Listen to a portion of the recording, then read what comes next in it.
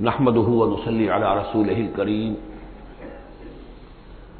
اما بعد فقد قال الله تبارك وتعالى كما ورد في سورة الطلاق اعوذ بالله من الشيطان الرجيم بسم الله الرحمن الرحيم يا أيها النبي إذا طلقتم النساء فطلقوهن لعدتهن وأحصوا العدة واتقوا الله ربكم لا تخرجوهن من بيوتهن ولا يخرجن إلا أن يأتين بفاحشة مبينة وتلك حدود الله ومن يتعد حدود الله فقد ظلم نفسه لا تدري لعل الله يحدث بعد ذلك أمرا صدق الله العظيم.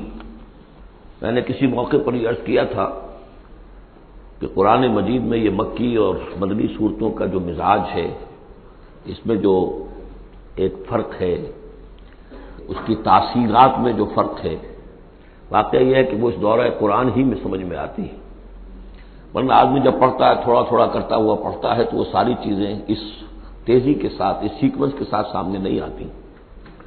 بہرحال مکی قرآن کی اپنی ایک شان ہے، مدنی صورتوں کا اپنا ایک رنگ ہے. اس کو میں نے تعبیر کیا تھا کہ دو جنتیں ہیں قرآن میں، جنتان، ایک مکی جنت ہے ایک مدنی جنت ہے. تو ہم مدنی جنت کی سیر کر رہے ہیں.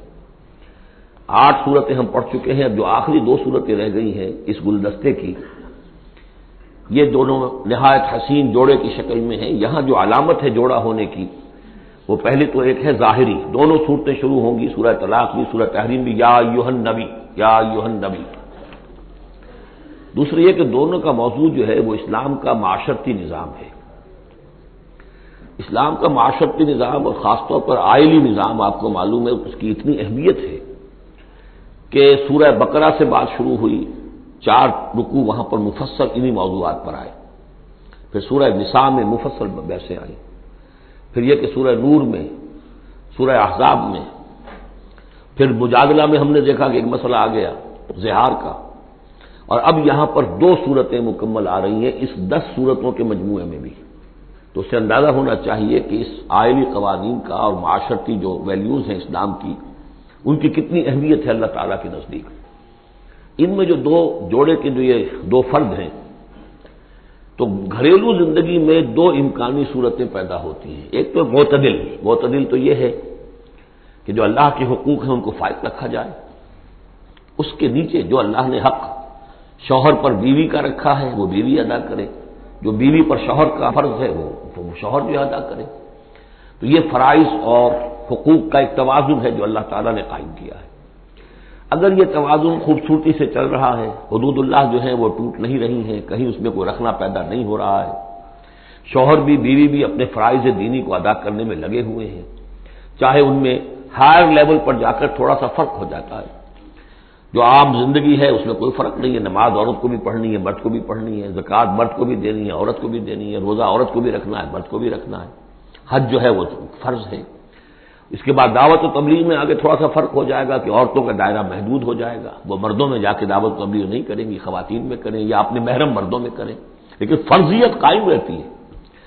اور اس سے اوپر جا کر تیسرے لیول پر اور ذرا بالواسطہ ان کا معاملہ ہو جاتا ہے، مردوں کے ذریعے سے وہ اقامت دین کی جو میدان کے اندر معاملے ہیں، جنگیں ہیں اور میدان میں جا کر مقابلے ہیں، وہاں ان کا جو رول ہے وہ بالواسطہ ہو جائے گا. ان کے بیٹے، ان کے بھائی، ان کے شوہروں کو زیادہ سے زیادہ وہ آزادی دیں، انہیں ریلیو کریں اپنے بوجھ سے، اولاد کی پرورش کا بھی سارا بوجھ اپنے اوپر لے لیں، شوہر کا حصہ جو ہے وہ بھی خود ادا کریں تاکہ شوہر یکسو ہو کر اپنا زیادہ سے زیادہ وقت جو ہے اقامت دین کی جد و جہد میں لگا سکے. تو یہ تو ہے نارمل جو چاہیے. اب اب نارملٹی یا ادھر ہوگی یا ادھر ہوگی. ایک طرف کو ہوئی، فرض کیجئے لیفٹ کی طرف ہو گئی، اس کی معنی کیا ہے کہ مزاج نہیں مل رہا، ہر وقت کی چک چک ہے، خامخواہ جو ہے گھر جو ہے اس کے اندر اختلاف ہی اختلاف ہے، ہر وقت کی لڑائی چل رہی ہے، تو اس میں اس سے بہتر ہے طلاق ہو جائے. وہ ہے طلاق، سورہ طلاق، کہ خامخواہ اس قسم کے مسئلوں میں. لیکن یہ کہ طلاق جو آخری شکل ہے اس کے کچھ حدود ہیں، قیود ہیں، ضوابط ہیں، قواعد ہیں، قوانین ہیں، ان کی پوری پابندی ہو. جیسا کہ سورہ نساء میں ہم دیکھ چکے ہیں کہ اگر وہ علیحدہ ہو جائیں تو اللہ دونوں کو غنی کر دے گا، اس کو بھی اور اس کو بھی. اس کے لیے بھی کوئی بہتر، شوہر کے لیے بہتر کوئی بیوی عطا کر دے گا اور اس بیوی کو کوئی شوہر بہتر عطا کر دے گا. ایک دوسری انتہا یہ ہوتی ہے کہ شوہر اپنی بیویوں کی اتنی دلجوئی کرے، اتنی ان کی جو ہے پیمپرنگ جس کو کہتے ہیں کرے کہ اس میں حدود اللہ بھی ختم ہو جائے، شریعت کے تقاضے بھی ختم ہو جائیں، شریعت کے احکام بھی کہیں جو ہے پامال ہو جائیں۔ سب سے بڑھ کر یہ کہ جو اپنے فرائض ہیں، دعوت و اقامت دین کی جدوجہد کو ان کو وہ ادا نہ کر سکے، تو اہل و عیال کا اتنا لحاظ، یہ غلط ہے۔ تو دو انتہاؤں کو یہاں پر لیا گیا ہے۔ پہلی انتہا میں بھی بات کی گئی ہے حضور سے، دوسری میں بھی، اگرچہ پہلے کا سوال حضور کے لیے ہے ہی نہیں، حضور نے نہ کوئی طلاق دی نہ آپ کو طلاق دینے کی اجازت تھی، اس لیے کہ آپ کی ازواج مطہرات جو ہیں وہ تو امت کے لیے ماؤں کی حیثیت سے ہیں، اور سورہ احزاب میں ہم پڑھ چکے ہیں کہ وہ کسی اور سے بعد میں نکاح نہیں کر سکتی تھی، تو طلاق دینے کا سوال نہیں، اسی لیے آپ کو 4 کی وہ حد ہے، لمٹ ہے، اس سے بھی آگے بڑھ کر مزید نکاح کرنے کی اجازت دی گئی تھی۔ بہرحال یہ رب دیکھ لیجئے گا۔ اب آ کے ہم چلتے ہیں، وقت کی کمی کے پیش نظر زیادہ تمہید میں وقت نہیں لینا چاہتا۔ ان صورتوں پر میرے بڑے مفصل دروس موجود ہیں، وہ آپ دیکھ سکتے ہیں۔ یا ایھا النبی اذا طلقتم النساء فطلقوهن لعدتهن، اے نبی جب آپ لوگ نکاح اور اپنی عورتوں کو طلاق دیں، اب دیکھیے یا ایھا النبی واحد، طلقتم النساء فوراً جمع کا صیغہ، اس لیے کہ حضور سے بھی متعلق ہی نہیں ہے۔ حضور کو تو مسلمانوں کے نمائندے کی حیثیت سے اور معلم کی حیثیت سے اور ہادی کی حیثیت سے خطاب کیا گیا، اصل میں مسلمانوں سے ہے کہ جب تم طلاق دو اپنی بیویوں کو فطلقوهن لعدتهن، تو ان کی عدت کے حساب سے طلاق دو۔ عدت جو ہے وہ ایک تو یہ کہ طہر میں طلاق دی جائے، حیض کی حالت میں نہ ہو، اور پھر یہ ہے کہ اگر دینی ہی ہے تو پھر اس کے بعد بھی جو طلاق دی جائے وہ بھی پھر طہر کی حالت میں دی جائے۔ اس طریقے سے جو بھی قوانین ہیں، وہ احصل عدہ، عدت کا پورا لحاظ رکھو۔ وہ عدت اس طریقے سے بھی ہے کہ مطلقہ جو ہے جو عدت اس کی ہوگی اس کے اندر وہ کوئی اور شادی نہیں کر سکتی، البتہ عدت پوری کرنے کے بعد وہ آزاد ہوگی۔ عدت اس اعتبار سے بھی ہے کہ اگر طلاق رجعی ہے تو وہ اسی عدت کے اندر شوہر واپس اپنی بیوی کو لوٹا سکتا ہے، اور اگر وہ 1 یا 2 طلاقیں تھی، طلاق بائن ہو گئی ہے، ان کے درمیان سیپریشن ہو چکی ہے، تب بھی وہ بغیر کسی اور حلالے وغیرہ جس کو ہمارے ہاں کہتے ہیں کہ عورت کے لیے ضروری نہیں ہے کہ وہ کسی اور سے نکاح کرے پھر وہ طلاق دے تو سابق شوہر سے اس کا نکاح ہو، بلکہ یہ کہ وہ دوبارہ نکاح کر سکتے ہیں اگر صرف 2 طلاقوں کے بعد عدت ختم ہوئی تھی۔ تو یہ تمام قواعد و ضوابط ہیں۔ واتقوا اللہ ربکم، اور اللہ کا تقوی اختیار کرو جو تمہارا رب ہے۔ لا تخرجوہن من بیوتہن، انہیں مت نکال باہر کرو ان کے گھروں سے کہ بس غصے میں آئے ہوئے ابھی طلاق بھی نکل جاؤ میرے گھر سے، یہ نہیں، یہ قطعی غلط بات ہے۔ اس کی عدت ہے اور اس عدت کے اندر وہ تمہارے ہاں رہ سکتی ہے، تمہیں رکھنا ہے اسے اپنے ہاں۔ ولا یخرجن، وہ خود بھی نہ نکلے، الا ان یاتین بفاحشۃ مبینہ، البتہ اگر کوئی کھلی بے حیائی کی بات ہوئی ہے، کوئی بدکاری کی ہے عورت نے، وہ معاملہ اور ہو سکتا ہے کہ اس میں کوئی سختی کی جائے، عام حالات میں نہیں۔ وتلک حدود اللہ ہے، یہ اللہ کے حدود ہیں۔ ومن یتعدی حدود اللہ ہے، اور جو اللہ کی حدود سے تجاوز کرے گا فقد ظلم نفسہ، تو اس نے تو اپنے اوپر بڑا ظلم کیا۔ لا تدری لعل اللہ یحدث بعد ذلک امرا، تمہیں نہیں معلوم کہ شاید اس کے بعد اللہ تعالیٰ کوئی نئی صورت پیدا کر دے۔ غصے میں آ کے 1 طلاق دی، بیوی ابھی عدت کے اندر گھر ہی میں ہے، ہو سکتا ہے کہ وہ غصہ ختم ہو جائے، اسی میں 1 ہی طلاق دی تھی رجوع کر لیا جائے، اللہ تعالیٰ کیا پتہ ہے، اور کوئی حالات ایسے پیدا ہو جائے، نئی صورت پیدا ہو جائے کہ اس سے آگے بات بگڑے ہی نہ۔ فَإِذَا بَلَغْنَ أَجَلَهُنَّ، البتہ جب عدت پوری ہو گئی ان کی جو میعاد ہے، اب تمہیں فیصلہ کرنا ہوگا، فَأَمْسِكُوهُنَّ بِمَعْرُوفٍ أَوْ فَارِقُوهُنَّ بِمَعْرُوفٍ، یا تو اب طے کر لو کہ اگر رجوع کرنا ہے تو بس اپنے گھر میں روکو، لیکن بھلے طریقے سے، یہ نہیں کہ انہیں ستانے کے لیے روک لیا جائے، اور فارقوهن، یا پھر ان کو چھوڑ دو، ان سے علیحدگی اختیار کر دو، وہ بھی بالمعروف، بمعروف دستور کے مطابق بھلے طریقے سے۔ وَأَشْهِدُوا ذَوَيْ عَدْلٍ مِّنكُمْ، اور اس رجعت اگر تم رجوع کر رہے ہو تو 2 اپنے گواہوں، 2 اپنوں میں سے جو معتبر لوگ ہوں جن پر اعتماد کیا جا سکتا انہیں گواہ بنا لو کہ میں نے طلاق دی تھی، اب میں اس کو رجوع کر رہا ہوں، تو یہ 2 گواہ اس کے ہیں۔ وَأَقِیمُوا الشَّهَادَةَ لِلَّهِ، اور یہ گواہی قائم کرو اللہ کے لیے۔ ذالکم یوعظ بہ، یہ ہے جو جس کی نصیحت کی جا رہی ہے، من کان یؤمن باللہ والیوم الآخر، اس شخص کو کہ جو ایمان رکھتا ہو اللہ پر اور یوم آخر پر۔ جیسے ہم نے 2 جگہ دیکھا کہ حضور کا اسوہ حسنہ ہے، لیکن کس کے لیے؟ اپنی جگہ تو وہ اسوہ حسنہ کاملہ ہے، لیکن اس سے استفادہ کون کرے گا؟ من کان یرجو اللہ والیوم الآخر وذکر اللہ کثیرا۔ حضرت ابراہیم اور ان کے ساتھیوں کی زندگی میں بھی اسوہ ہے، کس کے لیے؟ من کان یرجو اللہ والیوم الآخر۔ اسی طرح یہاں فرمایا ذالک یوعظ بہ، یہ وعظ اور نصیحت تو کی جا رہی ہے، لیکن کس کے لیے؟ من کان یؤمن باللہ والیوم الآخر، جو ایمان رکھتا ہو اللہ پر اور یوم آخر پر۔ اب اس کے بعد اس سورہ مبارکہ میں یہ بڑا عجیب مقام ہے اس اعتبار سے قرآن کا. عجیب کے معنی کیا ہے؟ دل لبھانے والا، حسین. یہاں اللہ کے تقوی کا جو مقام اور مرتبہ واضح کیا جا رہا ہے اللہ کی نگاہ میں، اگر واقعتاً حقیقی تقوی ہے، صحیح تقوی ہے، قلب کا تقوی ہے، جیسے کہ حضور فرماتے تھے اپنے دست مبارک سے 3 مرتبہ آپ نے اشارہ کیا اپنے سیرہ مبارک کی طرف، التقوی ہا ہونا، التقوی ہا ہونا، التقوی ہا. تقوی یہاں ہوتا ہے. دل میں تقوی ہے تو تقوی ہے، باقی لباس اور وضاقت یہ ساری متقیوں کسی بنا لی اور اندر کا معاملہ نہیں ہے تو یہ بہروپ ہے، یہ تقوی نہیں ہے. لیکن حقیقی تقوی ہو تو پھر اس کا کیا مقام ہے؟ اب دیکھیے پہلی بات آ رہی ہے، وَمَن يَتَّقِ اللَّهَ يَجْعَل لَّهُ مَخْرَجًا. جو شخص اللہ کا تقوی اختیار کرے گا اللہ اس کے لیے راستہ پیدا کر دے گا. جہاں بالکل نظر نہیں آئے گا کہ کوئی راستہ، اللہ راستہ پیدا کر دے گا. بالکل نظر نہیں آ رہا تھا موسیٰ کے ساتھیوں کو کہ اب کیسے بچیں گے، پیچھے لشکر آگے، آگے سمندر ہے، اللہ نے راستہ پیدا کیا. خود حضرت ابو بکر کا جو حال ہو گیا تھا کہ حضور اگر انہوں نے ذرا بھی دیکھ لیا، نیچے اپنے قدموں کی طرف بھی نگاہ ڈالی تو ہم نظر آ جائیں گے. آپ نے فرمایا لا تحزن ان اللہ معنا، راستہ نکالتا اللہ. پھر حضور گئے طائف، لیکن وہاں سے خالی ہاتھ آئے. مدینے میں اللہ نے خود ہی کھڑکی کھول دی، 6 آدمی ایمان لے آئے. آپ گئے ہی نہیں اور وہاں انقلاب بھی آ گیا. عظیم.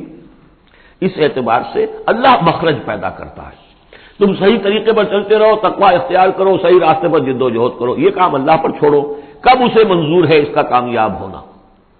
جب ہوگا وہ راستہ ایسا کھول دے گا کہ تمہیں گمان بھی نہیں ہوگا. وَيَرْزُقْهُ مِنْ حَيْثُ لَا يَحْتَسِبُ، اور اسے رزق دے گا وہاں سے جہاں سے اسے گمان بھی نہیں ہوگا. اقامت دین کی جد و جہد ہو، غلبہ دین کی جد و جہد ہو، اپنے آپ کو ان صلاتی و نسکی و محیایا و مماتی اس کا فیصلہ کرنا ہو تو سب سے بڑی رکاوٹ آتی کھائیں گے کیا؟ تو اللہ تو کہتا ہے رازق میں ہوں. ہے ایمان اور یقین اس پر؟ کر کے دیکھو تو صحیح، اس پر اعتماد تو کرو. لیکن یہ کہ اس پر اعتماد کرنا، توکل، بڑی مشکل بات ہے. وہ تو جتنا ایمان ہوگا اتنا ہی اعتماد ہوگا، اور گہرا ایمان ہوگا گہرا اعتماد ہوگا. وَمَن يَتَّقِ اللَّهَ يَجْعَل لَّهُ مَخْرَجًا وَيَرْزُقْهُ مِنْ حَيْثُ لَا يَحْتَسِبُ وَمَن يَتَوَكَّلْ عَلَى اللَّهِ فَهُوَ حَسْبُهُ. یہ تو ابھی تقوی والے کی بات ہے کہ وہ وہاں سے رزق دے گا جہاں سے اسے ملے گا بھی نہیں، اور جس نے اللہ پر توکل کر لیا تو وہ اس کے لیے بہت کافی ہو جائے گا. توکل کر کے تو دیکھو، حسبہ وہ اس کے لیے کافی ہے. یہاں تک فرمایا ہے حدیث قدسی میں، حدیث میں من کان فی حاجت اخیہ کان اللہ فی حاجتہ. اگر کوئی مسلمان اپنے کسی بھائی کی ضرورت پوری کرنے میں لگ رہا ہے، اپنا وقت صرف کر رہا ہے، اللہ اس کی ضرورت پوری کرنی شروع کر دیتا ہے. فکر ماں در کار ماں آزار ماں، کار ساز ماں بے فکر کار ماں. یہ فارسی شاعری کے اندر یہ دینی حقائق ہے. کار ساز ماں بے فکر کار ماں، میرا کارساز میرے کاموں کی فکر کر رہا ہے، میں نے اپنے آپ کو اس کے کام کے لیے لگا دیا. وہ دنیا میں بھی ذرا سا بھی کوئی شریف انسان ہوگا، آپ اس کے ہو جائیں وہ آپ کو چھوڑ دے گا پھر کہیں؟ شرافت ہو، مروت ہو اس میں. آپ اللہ کے بن کر تو دیکھیے، پھر وہ کارساز ہے. کارساز ماں بے فکر کار ماں، فکر ماں در کار ماں آزار ماں. جب میں اپنے معاملات کی فکر خود کرتا ہوں، کوئی نہ کوئی ٹھوکر کھاتا ہوں، کوئی نہ کوئی غلطی کرتا ہوں، آزار اپنے سر کے اوپر پیدا کر لیتا ہوں. اپنے آپ کو حوالے کرو. اس کا نام ہے تفویض الامر الی اللہ. افوض امری الی اللہ ان اللہ بصیر بالعباد. ان اللہ بالغ امرہ، اللہ تعالیٰ تو اپنا معاملہ تو پورا کر کے ہی رہتا ہے. وہ تو دین کو غالب کرنا ہی ہے. کون اس کے اندر نفع کما گیا، کون محروم رہ گیا، یہ ان کی قسمت ہے. ابو بکر اور عمر اور عثمان اور علی اور عبد الرحمن ابن عوف یہ اپنی بازی جیت گئے. ابو جہل ابو لہب محروم رہ گئے. یہ تو اب ان کا معاملہ ہے. اللہ تو اپنی بات پوری کرا دے گا، اور اس دنیا کے ختم ہونے سے پہلے پورے عرضی پر اللہ کا دین غالب ہوگا. یہ ہونا ہے. دیکھنا یہ ہے کہ تم اس بہتی گنگا میں کو ہاتھ دھونے کو تیار ہو یا نہیں، یا تم محرومین کی فہرست میں اپنے آپ کو لانا چاہتے ہو. بس اپنا تن من دھن لگا دو اس کے اندر. تمہاری ہڈیوں کا چورا ہو کر بھی اس نئی تعمیر کی بنیادوں میں اگر لگ جائے تو بہت بڑی کامیابی ہے. قد جعل اللہ لکل شیء قدرا، بہت عمدہ مقام ہے، اللہ نے ہر چیز کے لیے ایک اندازہ مقرر کیا ہوا ہے، کب اللہ کی مدد آئے گی یہ بھی اس نے طے کیا ہوتا ہے. You have to qualify, pre qualification conditions ہیں، تب مدد آئے گی، یوں نہیں آتی مدد. اپنا سب کچھ لگا دو پھر کہو کہ اللہ میری 15 برس کی کمائی کل میدان میں نے ڈالی ہوئی ہے، 15 برس کی کمائی، دن کی اور رات کی کوششیں ہیں میری، صبح اور شام کی کوششیں ہیں میری، 15 برس وہ میدان میں نے لا کے ڈال دی. تب پکارو اللہ کو. اپنا مال بچا کے رکھنا ہے، اپنی مستقبل کو بھی بچانا ہے، اپنی اولاد کو بھی بچانا ہے، اور اللہ کا دین غالب ہو جائے، کہیں نام لکھا کے کسی جماعت میں شامل ہو کر بڑا تیر مار دیا. گویا کہ اللہ تعالیٰ تو جانتا ہی نہیں کتنی کنٹریبیوشن ہے، کتنا اثار ہے، کتنی قربانی ہے، کتنا وقت ہے، کتنی محنت ہے، اللہ جانتا ہے. باقی اس نے ہر چیز کا ایک اندازہ مقرر کیا ہوا ہے. اب اس کے بعد پھر آ رہا ہے وہی طلاق کا معاملہ. واللائی یئسن من المحیض من نسائکم، اور تمہارے ہاں کی وہ خواتین کے جن کا حیض کا سلسلہ بند ہو چکا ہو، مایوس ہو چکی ہو حیض سے، ان ارتبتم فعدتہن ثلاثۃ اشہر، اگر اس میں کوئی شک بھی ہو تو پھر 3 مہینے عدت ہو جائیں گے. اب حیض تو آ نہیں رہا کہ 3 طہور اور 3 حیض کا کوئی حساب کیا جائے. واللائی لم یحضن، اور وہ ابھی بچپن میں نکاح ہو گیا کیونکہ ہو جاتا تھا، اور ابھی بچی کو جو ہے وہ ابھی ایام شروع ہی نہیں ہوئے ہیں، تو اب ان کی عدت کیسے ہوگی اگر ان کو طلاق دے دی گئی؟ تو ان کے لیے بھی یہ کہ 3 مہینے. وَأُولَاتُ الْأَحْمَالِ أَجَلُهُنَّ أَن يَضَعْنَ حَمْلَهُنَّ، اور جو حاملہ ہوں ان کی پھر عدت یہ ہے کہ وہ وضع حمل ہو جائے، بچے کی پیدائش ہو جائے، اس کے بعد وہ ان کی جو ہے عدت ختم ہوگی. یہ بھی ہو سکتا ہے کہ پورے 8 مہینے لگ جائیں، 9 مہینے لگ جائیں، 4 مہینے ہو، 6 ہو، واللہ اعلم. وَمَن يَتَّقِ اللَّهَ، پھر دیکھیے تقویٰ، وَمَن يَتَّقِ اللَّهَ يَجْعَل لَّهُ مِنْ أَمْرِهِ يُسْرًا، جو اللہ کا تقویٰ اختیار کرتا ہے اللہ اس کے کاموں میں آسانی پیدا کر دیتا. فَسَنُيَسِّرُهُ لِلْيُسْرَىٰ، ذَلِكَ أَمْرُ اللَّهِ أَنزَلَهُ إِلَيْكُمْ، یہ اللہ کا حکم ہے جو اس نے نازل کر دیا ہے تمہاری طرف. اللہ یہ ذمہ داری لے رہا ہے اپنے اوپر. وَمَن يَتَّقِ اللَّهَ يُكَفِّرْ عَنْهُ سَيِّئَاتِهِ، اور جو اللہ کا تقویٰ اختیار کرے گا اللہ تعالیٰ اس کی برائیوں کو، اب یہ آخرت کا معاملہ ہو رہا ہے، اس کی برائیوں کو، اس کے گناہوں کو اس کے نامہ اعمال سے دھو دے گا. وَيُعْظِمْ لَهُ أَجْرًا، اور اس کے لیے بہت بڑا اجر اور ثواب ہے جو عطا کرے گا. اسکنوہن من حیث سکنتم من وجدکم، اب کسی عورت کو طلاق دی ہے، ایک طلاق دی ہے، عدت میں رکھنا ہے گھر میں، وہ پہلے آ چکا ہے، لیکن گھر میں ایسا نہ ہو کہ کہیں کسی ملازمہ کی کوٹڑی میں ڈال دو اس کو. اسکنوہن من حیث سکنتم، وہیں رکھو جہاں تم رہتے ہو، من وجدکم، جو بھی تمہاری جو مقدور ہے اس کے مطابق، اسی سٹیٹس کے ساتھ. ولا تضاروہن لتضیقوا علیہن، اور انہیں کوئی تکلیف نہ پہنچاؤ کہ ان پر تنگی کر دو کہ وہ خود ہی جلدی سے روانہ ہو جائیں، گھر چھوڑ کے نکلنے پہ مجبور ہو جائیں. وَإِن كُنَّ أُولَاتِ حَمْلٍ، اور اگر وہ حاملہ ہوں، فَأَنفِقُوا عَلَيْهِنَّ، تو اب ان کے اوپر خرچ کرو، ان کا دان نفقہ وہ تمہارے ذمے ہے. حَتَّى يَضَعْنَ حَمْلَهُنَّ، یہاں تک کہ پھر وہ واضح حمل سے فارغ ہو جائیں. فَإِنْ أَرْضَعْنَ لَكُمْ، پھر اگر وہ تمہارے لیے، تمہارے بچہ تو تمہارا ہے، اس کو اگر دودھ پلاتی ہیں، فَآتُوهُنَّ أُجُورَهُنَّ، تو انہیں ان کا اجر اور ان کا بدلہ عطا کرو. وَاعْتَمِرُوا بَيْنَكُم بِمَعْرُوفٍ، اور آپس میں مشورہ کر لیا کرو بڑے بھلے طریقے سے. اگر طلاق بھی ہو گئی کوئی بات نہیں، انسان تو ہے نا، انسانی سطح پر، اب شوہر بیوی نہیں رہے لیکن انسان تو ہے، انسانی سطح کے اوپر بات کر لی جائے. وَاعْتَمِرُوا بَيْنَكُم بِمَعْرُوفٍ وَإِن تَعَاصَرْتُمْ، اور اگر کہیں ایسی زدم زدہ ہو جائے کہ بیوی کہ میں تو دودھ نہیں پلاتی یا کوئی اور مسئلہ ہو، فَسَتُرْضِعُ لَهُ أُخْرَىٰ، تو پھر کوئی اور عورت جو ہے اس کو دودھ پلائے. لِيُنْفِقْ ذُو سَعَةٍ مِّن سَعَتِهِ، اب اس تمام معاملے میں جو بھی شوہر ہے وہ خرچ کرے، جو وسعت والا ہے وہ اپنی وسعت کے مطابق خرچ کرے، جو اس کا بھی سطح اللہ نے اسے دی ہے اس کے مطابق. وَمَنْ قُدِرَ عَلَيْهِ، اور جس کے اوپر اللہ تعالیٰ نے رزق کی کوئی تنگی رکھی ہے، ناپ تول کر دے رہا ہے، کوئی فراوانی نہیں ہے، فَلْيُنْفِقْ مِمَّا آتَاهُ اللَّهُ، تو وہ خرچ کرے اس میں سے جو اللہ نے اس کو دیا ہے. لَا يُكَلِّفُ اللَّهُ نَفْسًا إِلَّا مَا آتَاهَا، اللہ تعالیٰ کسی جان کو ذمہ دار نہیں بنائے گا مگر اسی حد تک جو کچھ کہ اس نے اسے دے رکھا ہے. کشادگی دی ہے تو اپنی اس بیوی جو ہے متعلقہ اس کے اوپر تم رکھو، کشادگی رکھو، تنگی ہے تو ٹھیک ہے اس حساب سے دو، اللہ تو جانتا ہے. سَيَجْعَلُ اللَّهُ بَعْدَ عُسْرٍ يُسْرًا، یقیناً اللہ تعالیٰ جو ہے اس کے لیے سختی کے بعد آسانی بھی پیدا کر دے گا. وَكَأَيٍّ مِّن قَرْيَةٍ أَتَتْ أَمْرَ رَبِّهَا، اور کتنی ہی بستیاں ایسی ہیں جنہوں نے اپنے رب کے حکم سے سرکشی کی، وَرُسُلِهِ، اور اپنے رسولوں سے سرتابی کی، ان کا کفر کیا. فحاسبناها حسابا شدیدا وعذبناها عذابا نکرا، تو ہم نے پھر ان سے محاسبہ کیا، ان کا بہت شدید محاسبہ، اور ہم نے ان پر آفت ڈالی اور عذاب بھیجا ان پر بہت بڑا عذاب۔ فذاقت وبال امرها، پھر ان بستیوں نے اپنے معاملے کی پوری سزا جو ہے بھگت لی۔ وکان عاقبت امرها خسرا، اور یقیناً جو ابھی عاقبت والا معاملہ آنے والا ہے، ان کے معاملے کا جو ابھی عاقبت ہے وہ تو پھر بڑے ہی ٹوٹے والا معاملہ ہے۔ اعد اللہ لهم عذابا شدیدا، اللہ تعالیٰ نے ان کے لیے بڑے شدید عذاب کو تیار کیا ہوا۔ فاتقوا اللہ یا اولی الالباب، تو اے ہوش مندو اللہ کا تقوی اختیار کرو، وہی تقوی جس کے اوپر چار مختلف طور سے بات ہو چکی ہے۔ الذین آمنوا، اے وہ ہوش مندو جو ایمان بھی لے آئے ہو، اللہ کا تقوی اختیار کرو۔ قد انزل اللہ الیکم ذکرا، اللہ نے تمہاری طرف ذکر نازل کر دیا ہے۔ یہ آیت بڑی اہم ہے، ذکر کی آگے وضاحت آ رہی۔ ذکر سے مراد کیا ہے؟ رسولا یتلو علیکم آیات اللہ مبینات لیخرج الذین آمنوا وعملوا الصالحات من الظلمات الی النور، رسول کہ جو پڑھ رہا ہے آیات اللہ کی تم پر، تمہیں سنا رہا ہے، اور وہ آیات بینات ہیں تاکہ نکالے وہ تمہیں، ان لوگوں کو جو ایمان لائے اور جنہوں نے نیک عمل کیے، اندھیروں سے نور کی طرف۔ تو ذکرا، قد انزلنا الیکم ذکرا، اور ذکرا کی وضاحت رسولا یتلو علیکم آیات اللہ مبینات، یہی بات پھر آگے جا کے سورہ بینہ میں آئے گی، ابھی صرف نوٹ کر لیجئے، پھر جا کر بات پوری واضح وہاں ہوگی۔